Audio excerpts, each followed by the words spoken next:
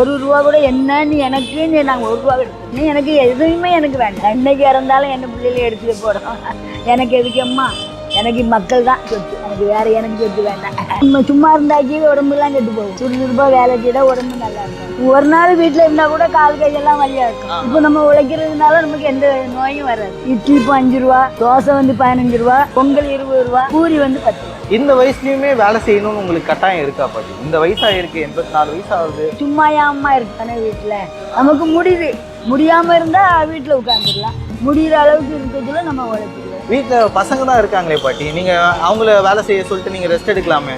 மனம் வரல. அது இங்க வந்து எல்லாத்தையோட சிரிக்கவும் பேசவும் நமக்கு அது ஒரு இதா சந்தோஷமா இருக்கு. இந்த சந்தோஷம் தான் எனக்கு. வேற ஒண்ணும் இந்த இதெல்லாம் ஒண்ணும் கிடையாது. மக்கள் எல்லாம் பார்க்கவும் சிரிக்கிறவும் எவ்வளவோ நல்லா இருக்கும். ஒவ்வொரு நாளும் எனக்கு ரொம்ப இதா இருக்கும். ஒரு நாள் கடைக்கு வரலன்னாலும் அன்னைக்கு ரொம்ப கஷ்டமா தான் தெரியும். கடைக்கு வர்றதுதான் எனக்கு சந்தோஷம். அதுதான். இந்த இடத்துல கடையை இந்த இடத்துல தான் போட்டிருக்கீங்களா? 24 வருஷம். ஆமா, இதுக்கு முன்னாலும் ஸ்வீட் கடை. இந்த கடை வச்சு நாங்க 47 வருஷம் ஆகுது. 47 வருஷம் இந்த கடை தான். இதுக்கு முன்னாலும் ஸ்வீட் கடை.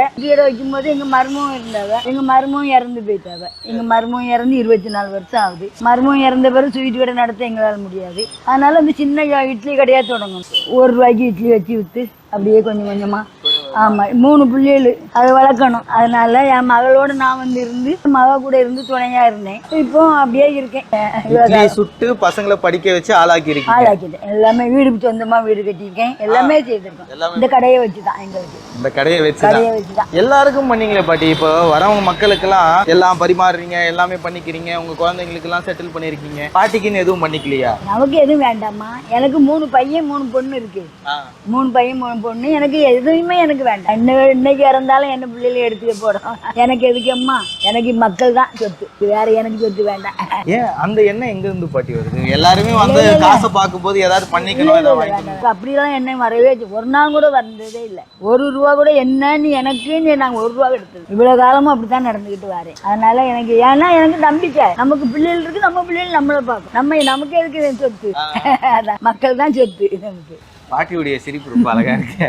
1 ரூபா கூட என்னன்னு எனக்கு நாங்க 1 ரூபா எடுத்தது. எனக்கு எதுவுமே எனக்கு வேண்டாம். இன்னைக்கு இறந்தாலும் என்ன பிள்ளைகளை எடுத்துக்க போறோம்.